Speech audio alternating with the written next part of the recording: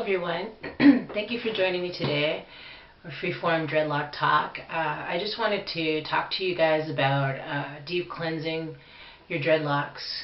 I know there's a lot of videos out there that talk about the baking soda and water cleanse and the apple cider vinegar and water moisturizing afterwards.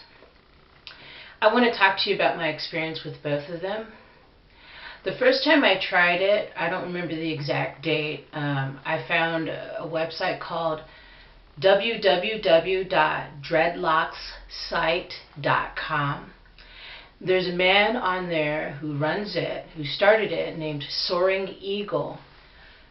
He is committed to bringing to the world how to care for your dreadlocks in a natural way, which doesn't involve twisting it or going to a salon or necessarily coloring with harsh chemicals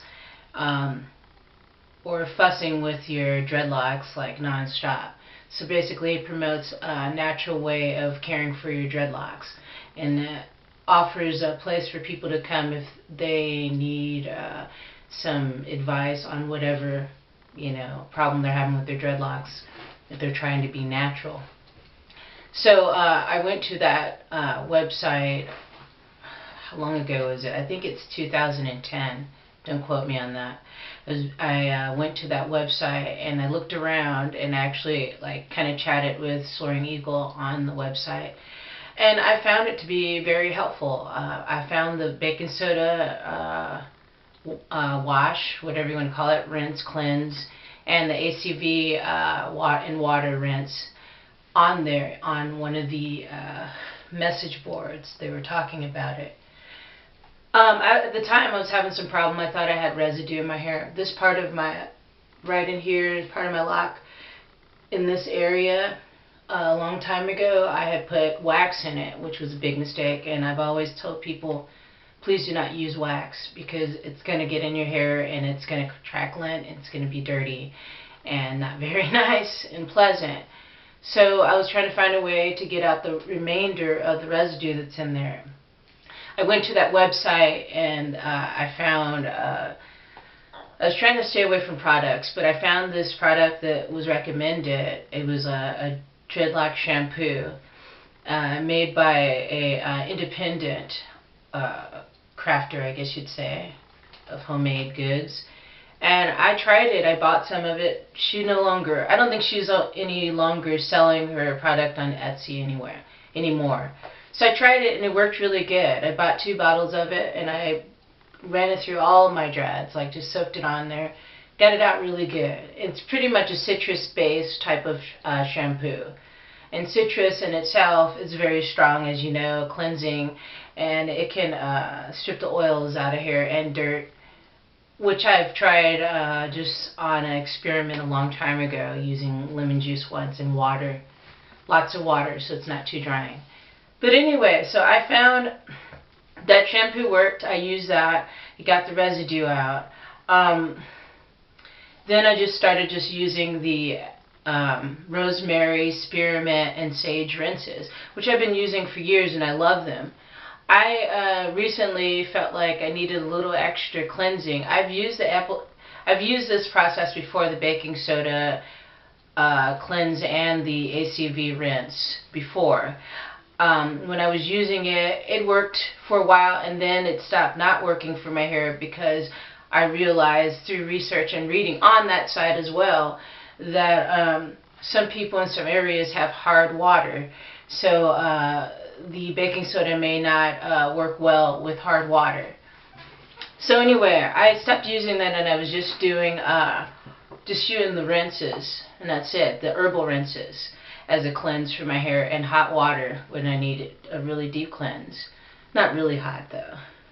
So recently, actually as recently as today, because I was going for years with just using the just using the herbal rinse for a cleanse.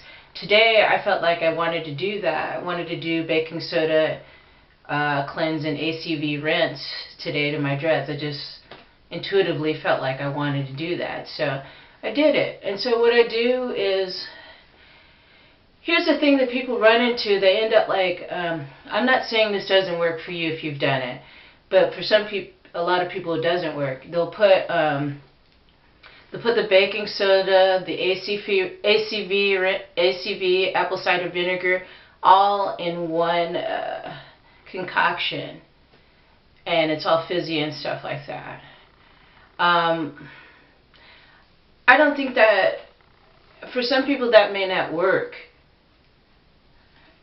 And to me, for me personally, it defeats the purpose of what those two separate processes do for my dreadlocks. So what I did was I filled up my kitchen sink with water, with hot water. Nothing too hot. I mean, not too hot. And then I put like about a 1/3 cup of baking soda in the water. Mixed it up and let it dissolve.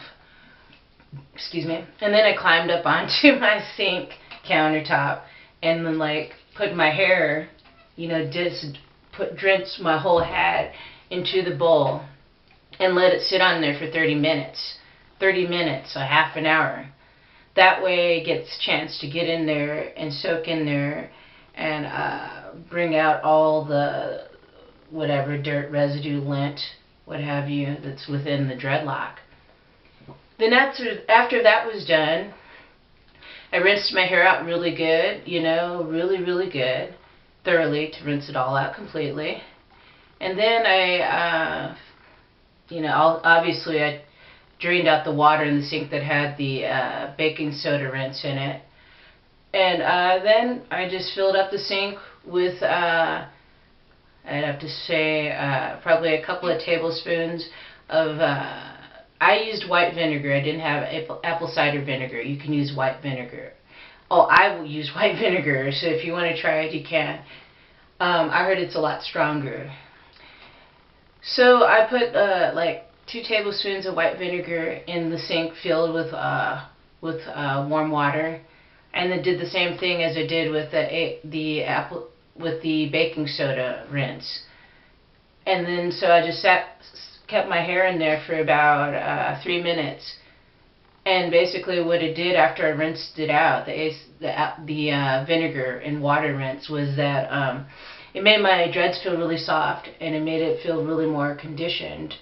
And lately I've had problems with the dry scalp, and I think mainly what that has to do with is our area, California, we've been in a drought for over 3 years. So not only is my hair scalp has been dry, my skin, my body skin has been dry as well. So yeah, lots of water, a lot more fruits and vegetables that have their own natural waters in it is really helpful for that kind of situation. So I felt really like right now I feel like my hair feels really nice, you know, feels really good. After I did the vinegar and water rinse on it, after the 3 minutes, I rinsed it out really good, and then I already had a Herbal Rinse ready to go to put on afterwards. And this time with the Herbal Rinse, not only did I use rosemary and sage, I also used hibiscus flowers. And the hibiscus flowers, you can find them in grocery stores sometimes. You can find them in health food stores in the herbal section. They're dried up flowers. They're these red dried up flowers. They're very conditioning. They're very fortified with a lot of vitamins and minerals within them. And it also gives your hair a slight, you can't see it in the camera though, it gives your hair a slight reddish tinge. If you have the same color hair as I do, I have brown hair. That's my hair color, it's brown. So it gives it like a slight reddish tinge to it, like I said. You see the back of it. Yeah. And it feels really good. I think the main mistake, like I said, is people pour everything into one whatever sink, bowl, bucket, and then just have a go and put it in there.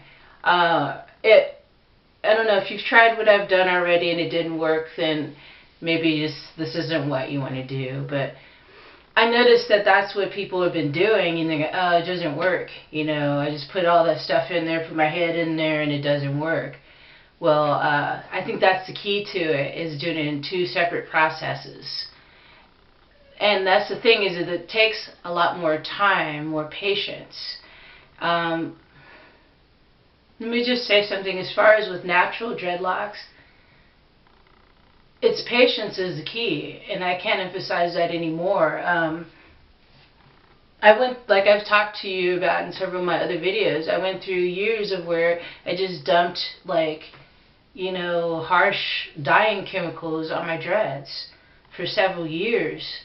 I mean, even though I was trying to go natural and, you know, eating better too, I was still doing that, putting stuff on the surface, you know, to damage all, you know, to thwart all the progress that I've done on the inside of my body, trying to clean it out and make myself a lot more healthier. I was putting stuff on top of my head that wasn't good. You know, so it's all about what's inside, what you put on the inside of your body as well as what you put on the outside of your body. Just want you all to remember that.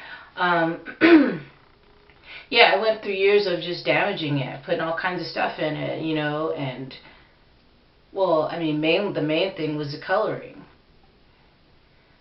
And I'm not dogging, you know, people that color their hair with colorings in a box, but some people are actually allergic to those type of things. Some people don't realize it. So if you're going to be coloring your dreadlocks, really get to know what your hair is about. You know, really know what affects it and what you're allergic to, and, you know, be really aware. If something just like itches or stings, you know, that could be a sign for you that this isn't something that should be on your head.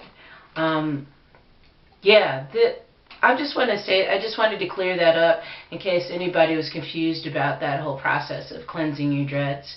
I'm not saying this works for everybody. Like, you know, you got to find out what works for you. Trial and error. I mean, see, even me, I'll be going on 18 years having dreadlocks next month in July. And you just always learn something new. You're never going to not learn anything new.